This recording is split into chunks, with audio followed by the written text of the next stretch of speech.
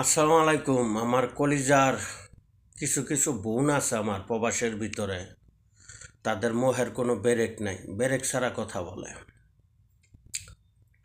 একটা কথা মনে রাখবেন, থুতু যদি উপর উর্ফের দিকে দিয়া ফালান না, আপনার মোহের উর্ফে কিন্তু পড়বো, অন্যদিকে যাবে না। আপনার যে আমার দেশের সরকার নিয়ে আপনারা এই খারাপ মন্তব্য করেন না, মহিলা মানুষ হইয়া, হ্যাঁ, তারপরে এমনি একটা আলা কোম্পানিয়ে কাজ করেন বা বাসাবাড়ি কাজ করেন, আপনি অন্য আরেকটা মহিলা বাসাবাড়ি কাজ করে তাদেরকে নিয়ে খারাপ মন্তব্য করেন আপনারা কিছু কিছু মহিলা।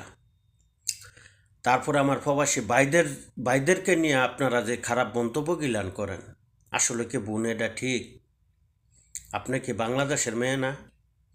আমি যদি বাংলাদেশের ছেলে হয়ে থাকি, আপনার তো বাংলাদেশের মেয়ে, কি কিভাবে আপনি এই ধরনের কথা গিলান বলেন? এটা কি ভাইরাল হওয়ার জন্য বলেন? ইজ্জতটা আপনার কই যাইতেছে?